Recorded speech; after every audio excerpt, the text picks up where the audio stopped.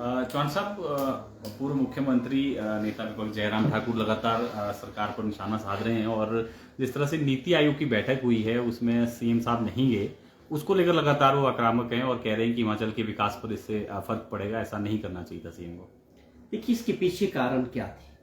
अगर नीति आयोग में विपक्षी दलों के मुख्यमंत्री नहीं गए और जो गए भी थे, ममता बनर्जी जी गई और वो किस तरह से वहां से बाहर आ गई, केवल उनको 6-7 मिनट का समय मिला। यह बहुत बड़े कंसर्न्स हैं। माननीय प्रधानमंत्री जी अगर बात करते हैं कि विकसित भारत बनाना है 2047 तक, एक सपना दिखाते हैं देश को, वो अच्छी बात है। हर आदमी चाहता है कि हमारा देश आगे बढ़े, विकसित हो, लेकिन उसका मॉडल ये नहीं हो सकता कि आप केवल अपनी पार्टी के सरकारों के मुख्यमंत्रियों को या अपने चेहरों को उसमें आप उस भारत को आगे बढ़ा सकते हैं। भारत जब हम विकसित होने की बात करते हैं तो उसमें सबको साथ चलने की बात होनी चाहिए, सबको साथ लेके चलने की बात होनी चाहिए। अब ये भेदभाव के साथ भारत विकसित नहीं हो सकता, ये सपना पूरा नहीं हो सकता है। आप सपना दिखा रहे हैं, बहुत अच्छा, हमको भी अच्छा लगता है, लेकिन उसके लिए ग्राउंड पे जो है उस तरह का माहौल होना चाहिए।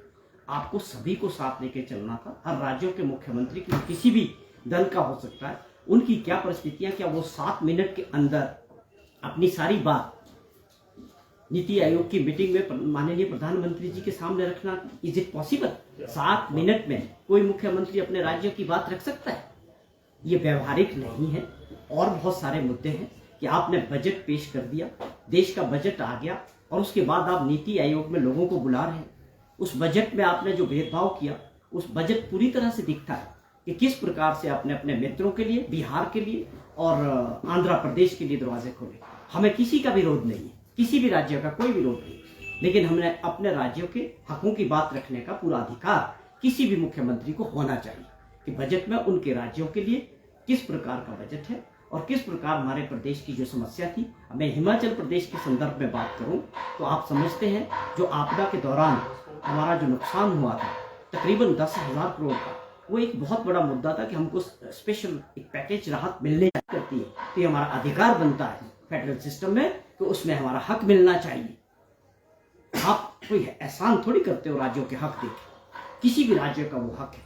और जब बजट बनाते हो देश के लिए, सपने दिखाते हो विकसित भारत के, तो मैं समझता हूं कि प्रधानमंत्री जी को बिना भेदभाव के सभी चीफ मिनिस्टरों को, सभी राज्यों को एक नजर से, एक समान और एक दृष्टि से देखना चाहिए, तब जाके ये सपना पूरा हो सकता है।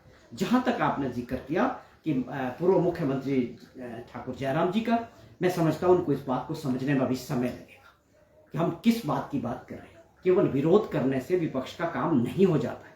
आप ये बताएं मीडिया के जरिए, हम भी जानना चाहते हैं कि आपने इस बजट से पहले कौन से प्रयास किए हिमाचल प्रदेश के लिए राहत दिलाने के लिए, या बजट में आप किन किन से मिले? क्या आप प्रधानमंत्री जी से मिले, माननीय फाइनेंस मिनिस्टर से मिले? आप विपक्ष के नेता हैं, आपकी भी पूरी जिम्मेवारी है, आपकी भी पूरी जिम्मेवारी होनी चाहिए प्रदेश के लोगों के प्रति। आप बताएं कि किन किन से आपने मुलाकात की और कौन सी मांगे प्रदेश हित में, जनता के हित में। आपकी सरकार है, भारत सरकार, आपको बताना चाहिए प्रदेश की जनता को कि मैं दिल्ली गया था, मैंने प्रधानमंत्री जी से ये बातें की और ये चीज हिमाचल प्रदेश के लिए बजट में मांग की। ये बड़े मुद्दे हैं। केवल आप एक बात की नीति आयोग की मीटिंग में जाना दुर्भाग्यपूर्ण है। हर आदमी इस बात को समझता है, जो प्रदेश को चला रहे मुख्यमंत्री इस बात को समझते हैं, उनके ऊपर भी दबाव है अपने योजनाओं को आगे बढ़ाने का, प्रदेश के लोगों की समस्याओं का दबाव है। अगर उसको भारत सरकार नहीं सुनेगी, अनदेखा करेगी, तो निश्चित तौर पे लोकतंत्र में और क्या तरीका है, आप बहिष्कार कर सकते हो। यही एक सबसे बड़ा तरीका है कि शायद बहिष्कार करने के बाद माननीय प्रधानमंत्री और उनकी टीम इस बात को समझें कि देश के आधी जनता, आधे राज्यों में लोगों को अभी भी कुछ समस्याएं जिनको हमारे को गंभीरता से सुनना पड़े। एक साल से लगभग 1 साल का वक्त हो गया है डिजास्टर को हिमाचल प्रदेश में। रिपोर्ट आपने भेजी है, बावजूद इसके अभी तक उस तरह से मदद नहीं मिली है केंद्र से। सीएम ने कई बार उठाया है मसला। क्या लग रहा है, कहीं ऐसा तो नहीं है कि हिमाचल में कांग्रेस की सरकार है इसलिए आपको आपदा में वो राहत नहीं मिल पा रही? देखिए, यहाँ 2 बातें हैं। पहली बात है कि इस बार जो जनरल इलेक्शंस था, चारों मेंबर ऑफ पार्लियामेंट भाजपा की जीत के लिए, उनकी ये जिम्मेवारी बनती है कि प्रदेश के मुद्दों को मजबूती के साथ पार्लियामेंट में उठाएं, देश के प्रधानमंत्री जी से उठाएं। प्रदेश की जो बड़ी समस्या है, हमें राहत पैकेज की जरूरत है। आपदा में बहुत नुकसान हुआ है, सरकारी संपत्तियों का, लोगों की निजी संपत्तियों का। उससे बाहर निकलने के लिए एक पहाड़ी राज्य, गरीब राज्य है हिमाचल प्रदेश। पूरी तरह से हम स्पेशल कैटेगरी स्टेट है। हमें हर बात के लिए भारत सरकार पर निर्भर रहते हैं। क्या इनके जो मेंबर ऑफ पार्लियामेंट्स के, क्या ये बता सकते हैं भाजपा के कि इन्होंने क्या मुद्दे वहां उठाए? जब बजट बन रहा था तो प्रदेश का कौन सा हित, कौन सी योजना के लिए उन्होंने वहां मांग की? उसी प्रकार जो विपक्ष के नेता है, उनकी भी जिम्मेवारी बनती थी कि सामूहिक तौर पे हम सबको एक मुश्त इकट्ठे होके, चाहे विपक्ष है चाहे सत्ता पक्ष है, हिमाचल के मुद्दों को लेके और लोगों के मुद्दों को लेके इकट्ठे होके भारत सरकार के सामने मजबूती से अपनी बात रखनी चाहिए। लेकिन दुर्भाग्यपूर्ण देखिए आप कि उसमें कोई जिक्र नहीं किया गया। केवल ये कहा गया है कि बाढ़ में जो आएंगी, जो योजनाएं बनेंगी, उसमें हम आपकी मदद करेंगे। उसके बारे में कोई क्लैरिटी नहीं है। और हमारी पूरी उम्मीद थी कि जिस प्रकार देश के प्रधानमंत्री बार बार ये कहते हैं कि मेरा हिमाचल प्रदेश से बहुत बड़ा लगाव है, हमें बहुत उम्मीद थी कि इस बार इस बजट में एक राहत के तौर पे वो हिमाचल प्रदेश को जो हमारे साथ हुआ था उसको जरूर पूरा करेंगे। लेकिन दुर्भाग्यपूर्ण वो नहीं हो सका। चौहान साहब, एक तरफ आप कहते हैं कि कांग्रेस जो है आम जनता के लिए है, और दूसरी तरफ आप किराए जो आपने बढ़ाया है उसका बोझ जनता पे पड़ा है। इसका कई नेताओं नहीं, आपकी इंफॉर्मेशन अभी सही नहीं है। जहां तक मेरी जानकारी, अभी कोई किराया नहीं बढ़ा है। लेकिन एक बात बड़ी तय है, हमारी सरकार और मुख्यमंत्री जी ने पहले दिन इस बात का जिक्र किया था कि प्रदेश की आर्थिक स्थिति अच्छी नहीं है। प्रदेश एक बहुत बड़े कर्जों के बोझ के नीचे दबा हुआ है और लोगों की देनदारियां बहुत है। उसको ठीक करने के लिए अच्छे फैसले लेने की जरूरत है।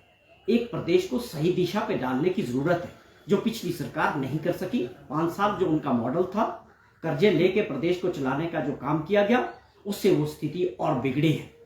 डबल इंजन की जो सरकार की बात करते थे, उन्होंने कर्जा का बोझ से प्रदेश को और प्रदेश के विकास को बड़ी ब्रेक लगाई। लेकिन हमारी सरकार और माननीय मुख्यमंत्री जी ने अपनी मंशा साफ कर कि हम कुछ ऐसे फैसले लेंगे जिससे आने वाले 10 वर्षों में हिमाचल प्रदेश की आर्थिक स्थिति सुधरेगी और एक अच्छे अमीर राज्य में वो खड़ा होगा। और ये बहुत आवश्यक है। जिस प्रकार का कर्जे लेके प्रदेश को चलाने का जो मॉडल है, जो कर्जा हमने लिया हुआ है, उसका ब्याज देने में ही और उसको रीपेमेंट करने में सारा पैसा जा रहा है। अब एक अच्छी नीतियां बनाने की जरूरत है और हमें इस बात की खुशी है, हमारी सरकार ने और माननीय मुख्यमंत्री जी ने 18 महीने में अपनी मंशा साफ कर दी। आप 125 यूनिट बिजली जो फ्री थी, उन लोगों को जो टैक्स देने वाले हैं, उसमें खुद मुख्यमंत्री जी हैं, उनके कैबिनेट के मेंबर्स हैं, उसमें एमएलएज हैं, उसमें चेयरमैन हैं, सभी लोग जो टैक्स देते हैं उनके लिए वो बंद करके एक ऐसा रास्ता बनाया है कि आप देखें कि बिजली बोर्ड की जो हालात है वो डूबने के कगार पे। अगर हम आज फैसले नहीं लेंगे तो बिजली बोर्ड निश्चित तौर पे डूब जाएगा। हर महीने सरकार 3600 करोड़ रुपया एक साल में जो है बिजली बोर्ड को खड़ा करने के लिए देना पड़ता है। वो पैसा कहाँ से आएगा? क्या कर्जे लेके वो पूरा किया जाएगा? कर्जा लेने की एक सीमा है। अल्टीमेटली हमको कुछ अच्छे फैसले लेने पड़ेंगे, तभी जाके ये राज्य जो है आर्थिक दृष्टि से मजबूत होगा और आने वाले समय में जो है ये प्रोग्रेस करेगा। 300 यूनिट आपकी सरकार ने भी तो कहा है। नहीं, वो हमने वो जो कहा है, यहाँ स्थिति ये है कि इस वक्त बड़े फैसले लेने की जरूरत है। किसी सरकार ने जो वादे किए होते हैं या लोगों ने जो सरकार चुनी है, वो निश्चित तौर पे 5 साल के लिए, 5 साल के अंदर आपको दोबारा से जनता को अपना रिपोर्ट कार्ड देना होता है कि हमने आपसे क्या वादे किए थे। लेकिन समय के साथ कुछ ऐसे वादे लेने की जरूरत है जो वास्तविकता है, उससे आप हम सब लोग मुंह नहीं मोड़ सकते कि अगर हमारी आर्थिक स्थिति खराब है तो वो सबको दिख रही है। उस पर व्हाइट पेपर जो है हमने विधानसभा में लाया है कि पिछली सरकार ने कितना मिसमैनेजमेंट किया है। अगर पिछली सरकार ने ये ना किया होता तो आज ऐसी हालात नहीं होती। ये जयराम जी को बताना चाहिए कि आपकी पिछले 5 वर्षों की क्या उपलब्धियां थी, कौन सा आपने स्पेशल पैकेज, कौन सी राहत लाई, या केवल कर्जे लेके आगे बढ़ाया। आज वो कर्जा हमको, आपको, प्रदेश की जनता को चुकाना है। हमारे और आपके ऊपर वो बोझ है। अब हम गलत नीतियों को ही आगे अपनाएंगे तो डूब जाएंगे सब लोग। ये बहुत इंपॉर्टेंट है और मैं समझता हूँ, सोशल मीडिया पे मैं देखता हूँ जो लोग समझ रहे हैं, उन्होंने बड़ा अप्रिशिएट किया है कि आज ऐसे फैसले लेने की जरूरत है जिससे हिमाचल प्रदेश का भविष्य, लोगों का भविष्य सुरक्षित किया जा सके। केवल कर्जों के दलदल में लोगों को और स्टेट को फंसाना जो है कोई बुद्धिमत्ता नहीं होगी।